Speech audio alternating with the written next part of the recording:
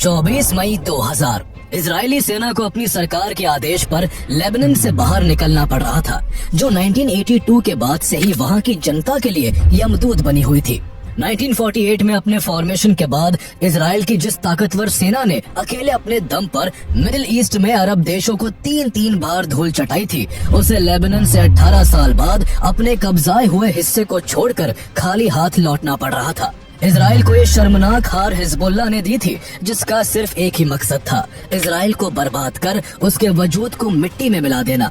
बढ़ती ताकत के साथ हिजबुल्लाह के कारनामे भी बड़े होते गए। उसने लेबनान के बेरूट में सालों से डेरा जमाए बैठी अमेरिकन और फ्रेंच आर्मी का वो हश्र किया कि इन ताकतवर देशों को भी वहाँ से उल्टे पांव लौटना पड़ा। हिजबुल्लाह की इतनी बड़ी ताकत के पीछे कोई और नहीं बल्कि मिडिल ईस्ट के सबसे पावरफुल देशों में से एक ईरान था, जो आज भी हिजबुल्लाह का गॉडफादर बना बैठा है। ईरान के सपोर्ट से हिजबुल्लाह कुछ ही सालों में मिडिल ईस्ट में एक बड़ी पावर के रूप में उभर चुका था। जहां ईरान ने उसे हमेशा फंडिंग और मिलिट्री असिस्टेंस प्रोवाइड की, तो वही हिजबुल्लाह ने सदा ईरान के एक वफादार प्यादे की भूमिका निभाई है। तो चलिए जानते हैं कौन है ये हिजबुल्लाह और इसका फॉर्मेशन कैसे हुआ, कैसे वो ईरान का प्रॉक्सी बना और आखिर क्यों वक्त वक्त पर उसके हजारों मिलिटेंट्स और दर्जनों टॉप लीडर्स के मारे जाने के बाद भी उसकी ताकत में कोई कमी नहीं आई है। In June 1982, Israel invaded Lebanon in response to attacks on its north. Many Lebanese groups formed to resist the invasion, including Shia-led Hezbollah.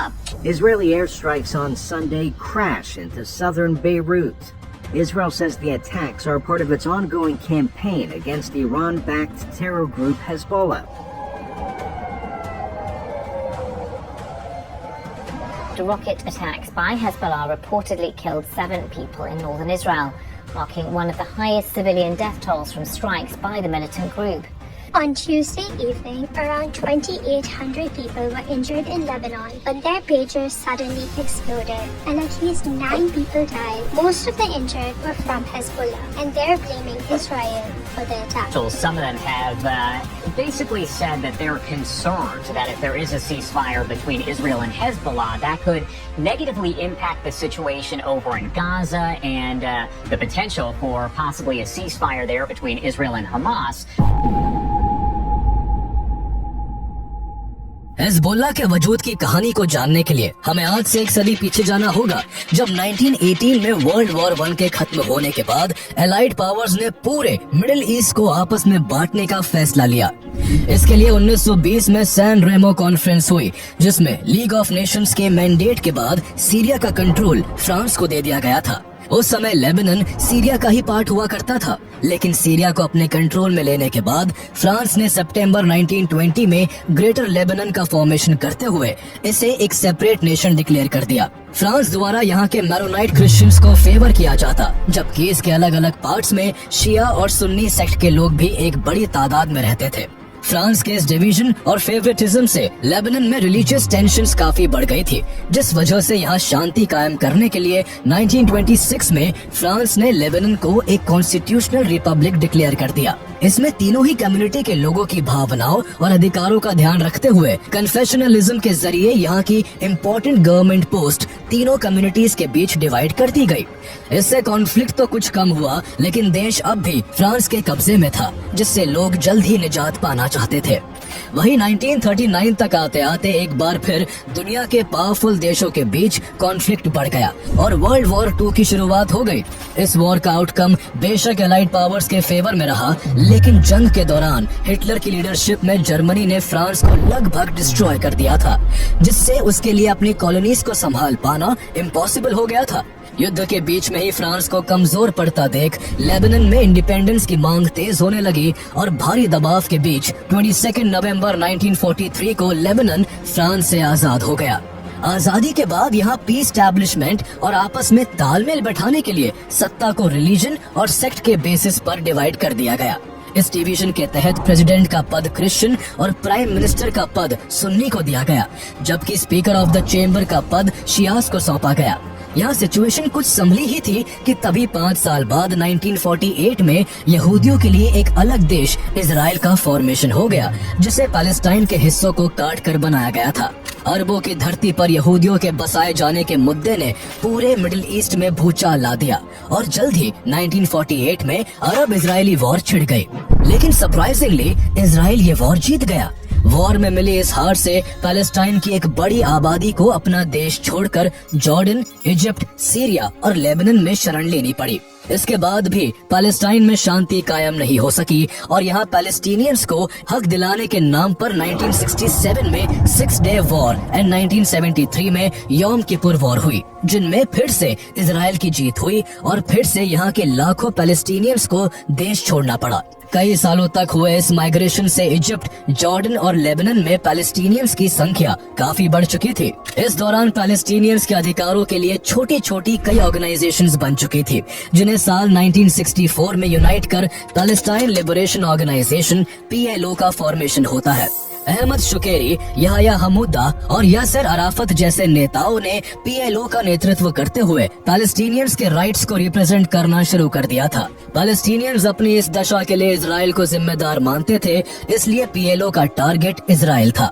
PLO Israel को निशाना बनाने के लिए लेबनान के अंदर अपने बेसेस बनाने लगा, जहां लेबनान में पहले से ही एक बड़ी आबादी सुन्नी लोगों की थी, तो वही माइग्रेशन के कारण भी काफी संख्या में पैलेस्टीनियंस यहां आ पहुंचे थे, जो सुन्नी सेक्ट से बिलोंग करते थे। इससे लेबनान में सुन्नी लोगों की तादाद बढ़ चुकी थी। PLO भी एक सुन्नी ऑर्गेनाइजेशन था, जिस कारण तेजी से यहाँ के सुन्नी लोग उसके साथ जुड़ने लगे, जिससे कुछ ही सालों में सदर्न लेबनान के कई इलाकों पर PLO का कंट्रोल हो गया। PLO पहले इजराइल की मिलिट्री को टारगेट कर रहा था, लेकिन बढ़ती ताकत के नशे में चूर PLO के अंदर के कई गुटों ने टेररिज्म का सहारा लेकर इजराइल पर अपने हमले तेज कर दिए। उनके द्वारा इजराइल के खिलाफ बॉम्बिंग्स एंड प्लेन हाईजैकिंग समेत कई हाई प्रोफाइल अटैक्स किए गए। इजराइल के साथ यूं मुखर होकर लड़ने के साथ साथ PLO लेबनान में भी ज्यादा से ज्यादा पावर कैप्चर करना चाहता था। लेबनान में अलग अलग ताकतों के बीच सत्ता के लिए शुरू हुई तनातनी ने कॉन्फ्लिक्ट बढ़ाने का काम किया और 1975 आते आते यहाँ सिविल वॉर की शुरुआत हो गई। लेबनान की सिविल वॉर के बीच भी PLO द्वारा इजराइल को निशाना बनाना जारी था।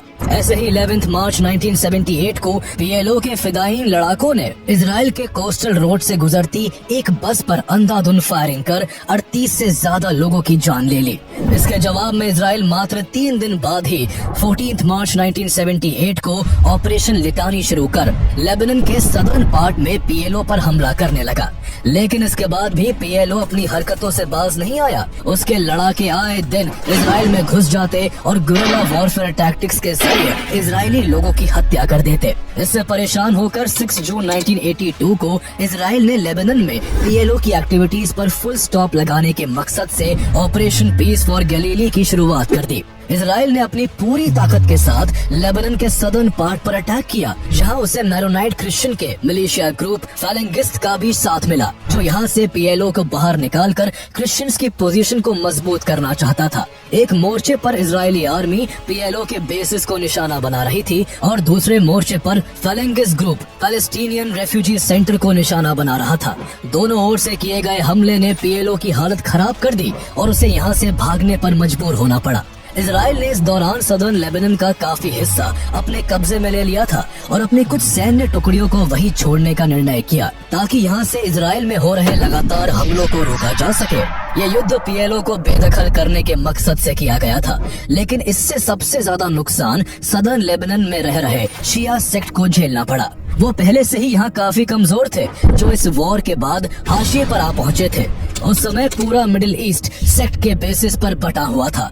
जिस भी देश में जिस भी सेक्ट की मेजॉरिटी पॉपुलेशन होती, मोस्टली वहाँ उसी सेक्ट का डोमिनेंस होता। जैसे सऊदी अरेबिया में सुन्नी लोगों का, तो ईरान में शियास का कंट्रोल था। जहाँ लेबनान में शिया संप्रदाय का बुरा हाल था, तो वही ईरान में शिया रूल कर रहे थे। 1979 में हुए ईरानियन रेवोल्यूशन के चलते रुहुल्लाह खोमेनी ने मोहम्मद रेजा शाह पहलवी को ओवरथ्रोन कर ईरान को मुस्लिम रिपब्लिक डिक्लेयर कर दिया था, जिससे वो मिडिल ईस्ट के लोगों की इंस्पिरेशन बन चुके थे। खुमैनी भी एक शिया थे जो मिडिल ईस्ट के अलग अलग देशों में शिया कम्युनिटी को ऊपर उठते हुए देखना चाहते थे। लेबनान की सिचुएशन से खुमैनी बेहद नाखुश थे। वो इजराइल और वेस्टर्न पावर्स के खिलाफ एक ऐसे संगठन को देखना चाहते थे जो इजराइल की आंखों में आंखें डालकर उसको मुंह तोड़ जवाब दे सके। ऐसे ही 1982 में उन्हें लेबनान के अंदर हिजबुल्लाह नाम से शियास का एक उभरता हुआ ग्रुप दिखा, जिसका गोल लेबनान से इजराइल को खदेड़कर वहां इस्लामिक रिपब्लिक को स्टैब्लिश करना था। हिजबुल्लाह खुमैनी के कारनामों और विचारों से काफी इंस्पायर्ड था। वही खुमैनी को भी हिजबुल्लाह इजराइल और वेस्टर्न पावर्स के खिलाफ अपने प्यादे की तरह इस्तेमाल करने के लिए एक परफेक्ट चॉइस लगा। इसलिए उन्होंने हिजबुल्लाह को फंडिंग, वेपन्स और ट्रेनिंग असिस्टेंस प्रोवाइड करवाना शुरू कर दिया। उन्होंने हिजबुल्लाह के लड़ाकों को ट्रेन करने के लिए ईरान के इस्लामिक रेवोल्यूशनरी गार्ड कॉर्प्स के 1500 इंस्ट्रक्टर्स को लेबनान भेजा। इसका असर ये हुआ कि हिजबुल्लाह तेजी से लेबनान में ग्रो करने लगा और लोकल लोगों तक अपनी पहुंच बनाने के लिए वो यहाँ कई हॉस्पिटल और स्कूल्स खोलने लगा। उसने इस तरह के कई डेवलपमेंट से जल्दी ही शियास के साथ साथ यहाँ के सुन्नी लोगों का भी विश्वास जीत लिया। लेबनान में अपनी पकड़ मजबूत करने और खुद को ताकतवर बनाने के बाद अब हिजबुल्लाह का पहला मकसद अमेरिका और फ्रांस की सेना को लेबनान से बाहर खदेड़ने का था, जो यहाँ कई सालों से जारी सिविल वॉर के वक्त से तैनात थी। हिजबुल्लाह को अब किसी भी तरह का फॉरेन इंटरफेरेंस कांटे के समान चुभने लगा था और वो उसे निकाल फेंकने के लिए हर हद तक गुजर जाने को तैयार बैठा था। इसी मकसद के साथ उसने 23 अक्टूबर 1983 की सुबह कुछ ऐसा कारनामा किया कि लेबनान का शहर बेरूट 2 जोरदार हमलों से कांप उठा। पहला हमला बेरूट इंटरनेशनल एयरपोर्ट के पास अमेरिकन मरीन फोर्स के बैरक में हुआ, जहां एक्सप्लोजिव से भरे ट्रक ने घुसकर इतना जोरदार धमाका किया कि एक ही झटके में 241 अमेरिकी सैनिकों के चीथड़े उड़ गए। उस दिन मौत का ये तांडव यही नहीं रुका और लगभग उसी समय पर यहाँ से 2 माइल की दूरी पर फ्रेंच बैरक में भी कुछ इसी तरह की घटना को अंजाम दिया गया, जिसमें 58 फ्रेंच पैराट्रूपर्स की जान चली गई। हिजबुल्लाह के आत्मघाती हमलों से आतंक की दुनिया में उसके नाम का डंका बजने लगा। अपनी दहशत को कायम रखने के लिए उसने हमलों की एक सीरीज शुरू कर दी। आगे चलकर हिजबुल्लाह ने कुवैत में हमले करवाए, कई एरोप्लेन्स हाईजैक किए और अनेकों पॉपुलर पर्सनालिटीज को हॉस्टेज बनाकर इजराइल समेत दुनिया की बड़ी ताकतों को ये जाहिर कर दिया कि वो कितना खूंखार और ताकतवर है। वही अमेरिका, इजराइल और यूरोपियन कंट्रीज ने हिजबुल्लाह की टेररिज्म एक्टिविटीज को देखते हुए उसे एक टेररिस्ट ऑर्गेनाइजेशन डिक्लेयर कर दिया, लेकिन उसके बावजूद उसने लेबनान में अमेरिका और फ्रेंच आर्मी को निशाना बनाना जारी रखा। इससे तंग आकर दोनों देशों ने अपनी आर्मी को लेबनान से वापस बुला लिया, जिसे हिजबुल्लाह ने अपनी जीत के रूप में सेलिब्रेट किया। अब हिजबुल्लाह के सामने इजराइल के रूप में उसका एक ही दुश्मन बाकी रह गया था।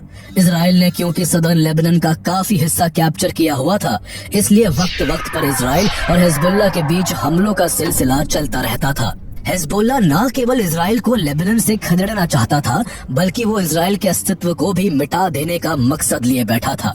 इस तनातनी में दोनों के बीच 3 सालों तक घमासान चलता रहा। इस दौरान जहां इजराइल ने हिजबुल्लाह के टॉप कमांडर्स को मार गिराया, तो वही हिजबुल्लाह ने भी उसके कई सैनिकों को बेमौत मार डाला था। हिजबुल्लाह के अटैक्स का आउटकम ये हुआ कि इजराइल को 1985 में सिडोन समेत लेबनान के कुछ हिस्सों से अपने सैनिकों को वापस बुलाना पड़ा। हालांकि इजराइल ने सदर्न लेबनान के बाकी के हिस्सों में अपनी सेना को बरकरार रखा। इसके जवाब में इसी साल हिजबुल्लाह ने अपना मैनिफेस्टो जारी किया, जिसमें उसने इजराइल को अपना सबसे बड़ा दुश्मन घोषित कर उसे डिस्ट्रॉय करने का ऐलान कर दिया। साथ ही उसने ईरान के प्रति हमेशा वफादार रहते हुए लेबनान में इस्लामिक गवर्नमेंट को स्टैब्लिश करने की भी घोषणा की। इजराइल के साथ जारी युद्ध के बीच हिजबुल्लाह का ध्यान लेबनान के सत्ता पर भी था। 15 सालों से लगातार जारी लेबनीज सिविल वॉर में करीब 1.5 लाख लोगों की जान चले जाने के बाद आखिरकार 1990 में उस पर फुल स्टॉप लग गया था। इसके 2 साल बाद 1992 में लेबनान में इलेक्शंस होने थे। हिजबुल्लाह ने इसे एक बड़े अवसर के रूप में देखते हुए एक पॉलिटिकल पार्टी के तौर पर इलेक्शन कैंपेन शुरू कर दिए। उसने यहाँ जमकर चुनाव प्रचार किए, जिसमें उसने शिया कम्युनिटी के लोगों से बड़े बड़े वादे किए। और उन्हें लेबनान की पॉलिटिक्स और एडमिनिस्ट्रेशन में ऊंची पोस्ट दिलवाने का भरोसा दिलवाया। साथ ही वो सदर्न लेबनान में इजरायली इन्वेजन से मुक्ति दिलवाने का प्रॉमिस कर यहाँ की बड़ी आबादी को अपनी ओर खींचने में कामयाब रहा। इस चुनाव में हिजबुल्लाह ने 8 सीटें जीतकर यहाँ की पॉलिटिक्स में जोरदार एंट्री मारी। ईरान की मदद से पहले ही स्ट्रॉन्ग हिजबुल्लाह अब पॉलिटिकली भी पावरफुल हो चुका था। इसके बाद उसने इजराइल के अगेंस्ट एक्टिविटीज तेज करते हुए 1992 में अर्जेंटीना में स्थित इजरायली एम्बेसी में बॉम्ब ब्लास्ट करवा दिया, जिसमें 29 लोग मारे गए और 200 से भी ज्यादा लोग घायल हो गए। हिजबुल्लाह ने ऐसा करके अपने सेक्रेटरी जनरल अब्बास अल मुसावी की हत्या का बदला लिया था, जिसे कुछ महीने पहले इजराइल ने एक एयर स्ट्राइक में मार गिराया था।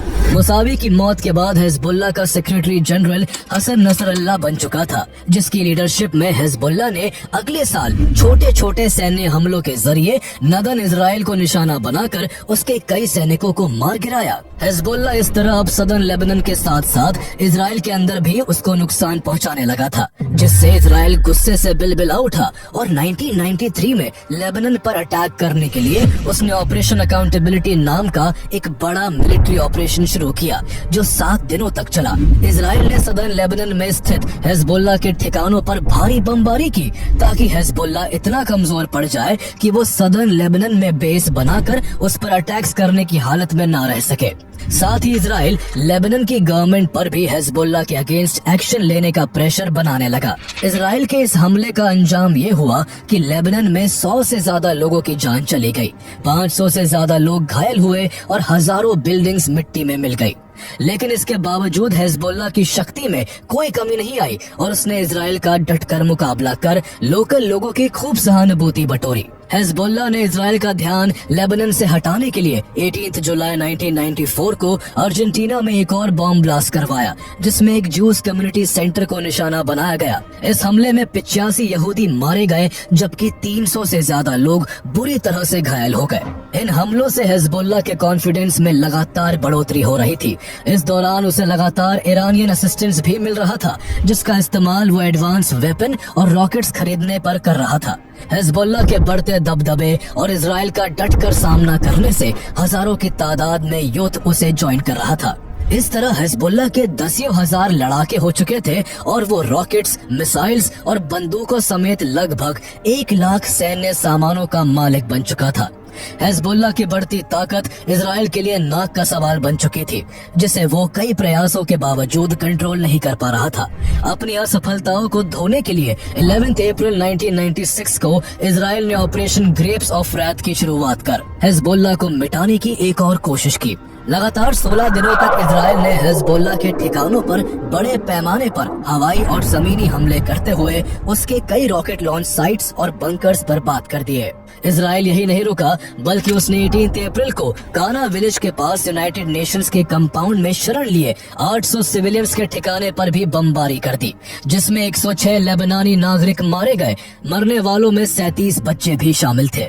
इस घटना के बाद पूरी दुनिया में इजराइल की आलोचना होने लगी, जिससे इजराइल को हिजबुल्लाह के साथ मजबूरन एक एग्रीमेंट करना पड़ा, जिसे ग्रेप्स ऑफ रैथ अंडरस्टैंडिंग और Israeli Lebanese cease fire understanding के नाम से जाना जाता है। इसमें दोनों ने सिविलियन एरियाज में किसी भी तरह का हमला न करने का वादा किया। हिजबुल्लाह और इजराइल के बीच जारी टेंशन के बीच अमेरिका ने अपनी दोस्ती सऊदी अरेबिया से काफी बढ़ा ली थी।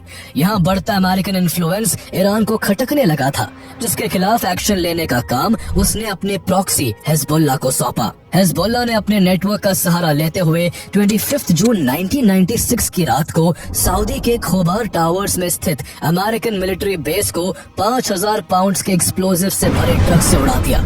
इस हमले में 19 अमेरिकी सोल्जर्स मारे गए, जबकि 500 से ज्यादा घायल हो गए। हिजबुल्लाह की बढ़ती ताकत अमेरिका और इजराइल के गले की फांस बनती जा रही थी।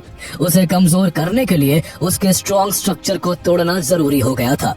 इसलिए साल 1999 में इजराइल ने हिजबुल्लाह के मिलिट्री कमांडर अली दीप की हत्या कर दी। इजराइल ऐसे ही हिजबुल्लाह के कई और हाई प्रोफाइल कमांडर्स को निशाना बनाकर हिजबुल्लाह की कमर तोड़ना चाहता था, लेकिन इजरायली गवर्नमेंट के अगले एक्शंस में उसके ही देश में हो रहा 4 मदर्स नाम का एंटी वॉर मूवमेंट बहुत बड़ी बाधा बना हुआ था।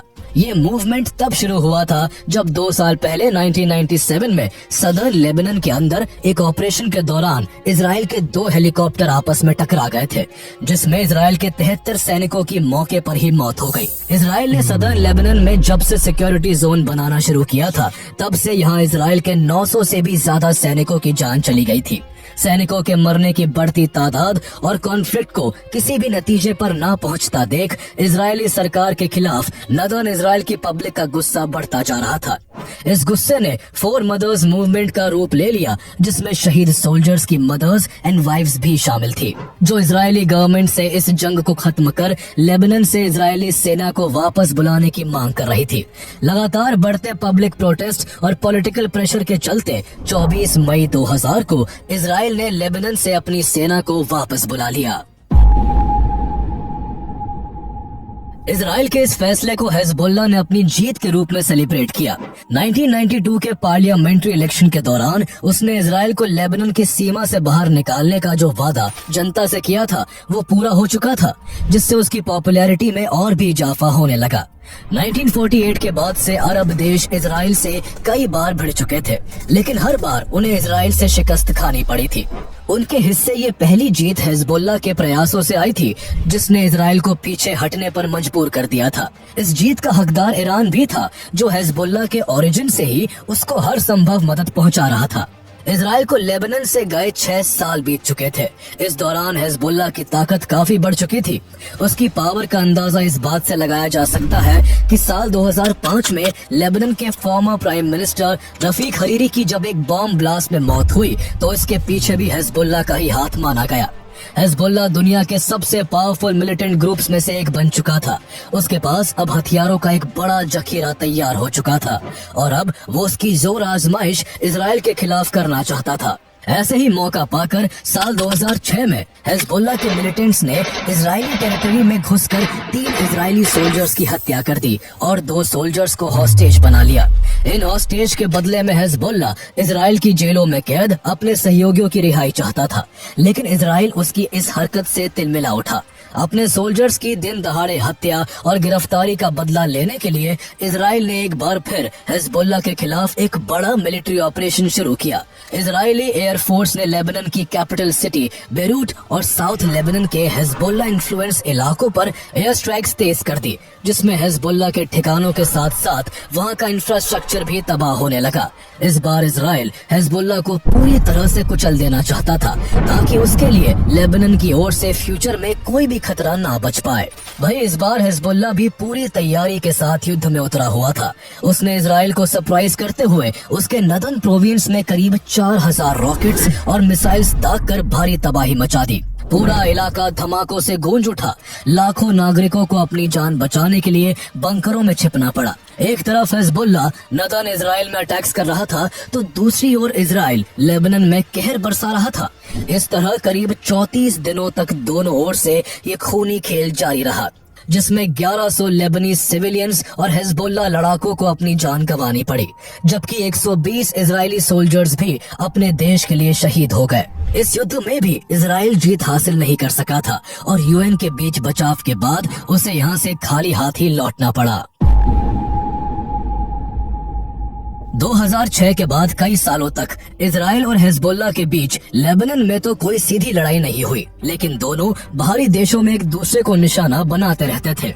इजराइल को काफी सालों से 1992 और 1994 के अर्जेंटीना बॉम्ब ब्लास्ट के मास्टरमाइंड इमाद मुगनिये की तलाश थी। बड़ी मशक्कत के बाद CIA और मोसाद ने उसे 2008 में सीरिया की राजधानी दमास्कस में ट्रैक कर मार गिराया। इस तरह इजराइल हिजबुल्लाह के अंदर अपना खौफ बिठाना चाहता था कि वो जब चाहे जहां चाहे अपने दुश्मनों को ढेर कर सकता है। हिजबुल्लाह दुनिया की नजरों में एक बार फिर तब आया जब साल 2011 में सीरिया में सिविल वॉर की शुरुआत हो गई। इस वॉर में ईरान ने सीरियन गवर्नमेंट की मदद करने का फैसला किया, जिसे उसका प्रॉक्सी हिजबुल्लाह भी फॉलो करते हुए बशर अल असद के सपोर्ट में वहां के लोकल मिलिटेंट ग्रुप के अगेंस्ट लड़ने लगा। करीब 2 साल बाद इस सिविल वॉर में सीरियन गवर्नमेंट के खिलाफ आईसिस भी खड़ा हो गया। उस समय आईसिस का चीफ अबू बकर अल बगदादी था, जिस पर हिजबुल्लाह इजराइल का एजेंट होने का आरोप लगाता रहता था।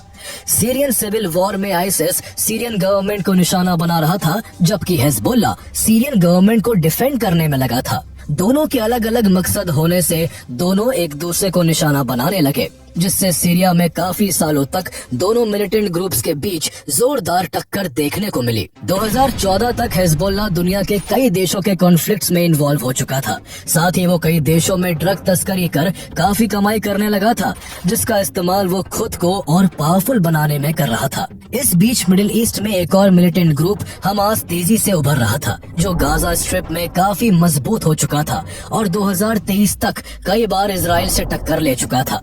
इजराइल से उसकी दुश्मनी के कारण ईरान ने हिजबुल्लाह के साथ साथ उसे भी सपोर्ट कर अपने प्रॉक्सी नेटवर्क का हिस्सा बना लिया था। इस भारी सपोर्ट से हमास का हौसला बढ़ चुका था और उसने 7 अक्टूबर 2023 को इजराइल को सरप्राइज करते हुए उस पे लार्ज स्केल पर हमला शुरू कर दिया। हजारों रॉकेट्स एक साथ दाग दिए गए और हमास के लड़ाकों ने इजराइल की सीमा में घुसकर 1200 लोगों की जान ले ली, जबकि 250 लोगों को वो हॉस्टेज बनाकर अपने साथ ले गए। अचानक से हुए इस हमले से इजराइल का खून खौल उठा, जिसके बाद इजराइल हमास को घेरने के लिए गाजा पर ताबड़तोड़ एयर स्ट्राइक करने लगा। जहां ईरान हमास को बैकडोर से सपोर्ट कर रहा था, तो वही हिजबुल्लाह हमास के सपोर्ट में इजराइल पर उसके नदर्न साइड से मिसाइल अटैक करने लगा। इजराइल ने हिजबुल्लाह को ऐसा ना करने के लिए कई बार वार्न किया, लेकिन जब हिजबुल्लाह के हमले नहीं रुके तो इजराइल हमास के साथ साथ हिजबुल्लाह को भी निशाना बनाते हुए लेबनान में एयर स्ट्राइक्स करने लगा, जिसमें हिजबुल्लाह के कई टॉप कमांडर्स ढेर हो गए। इजराइल जानता था कि हमास और हिजबुल्लाह तो केवल प्यादे हैं, उनके पीछे ईरान है, जिसके ऑर्डर पर उस पर अटैक हुआ था। इसलिए इजराइल ने अप्रैल 2024 में सीरिया में ईरानियन कंसुलेट को निशाना बनाकर उसके 2 IRGC जनरल समेत कई डिप्लोमेट्स की हत्या कर दी। इजराइल ने आगे भी अटैक्स जारी रखते हुए 31 जुलाई 2024 को ईरान में मौजूद हमास के पॉलिटिकल चीफ इस्माइल हानिये को मौत की नींद सुलाकर ईरान और हमास को एक साथ झटका दिया। इसके बाद सितंबर 2024 में इजराइल ने हिजबुल्लाह के खिलाफ पेजर अटैक की एक सीरीज शुरू कर हिजबुल्लाह के कई मेंबर्स को मार दिया। सितंबर महीने के आखिरी दिनों में ही इजराइल ने हिजबुल्लाह चीफ हसन नसरल्लाह को भी एयर स्ट्राइक कर मार गिराया। इस तरह इजराइल ने हिजबुल्लाह को हिलाकर जरूर रख दिया, लेकिन इससे ना तो कॉन्फ्लिक्ट रुका और ना ही हिजबुल्लाह की कहानी खत्म हुई। जहां हिजबुल्लाह और हमास के बदले के लिए अब ईरान भी इजराइल पर डायरेक्ट अटैक करने लगा है, तो वही हिजबुल्लाह के चीफ हसन नसरल्लाह की मौत के बाद भी हिजबुल्लाह पूरी ताकत से इजराइल को निशाना बनाने में लगा हुआ है। दशकों से होते आ रहे इन हमलों को देख यही अंदाजा लगाया जा सकता है कि शायद आगे भी दशकों तक ये खूनी संघर्ष इसी तरह जारी रहेगा।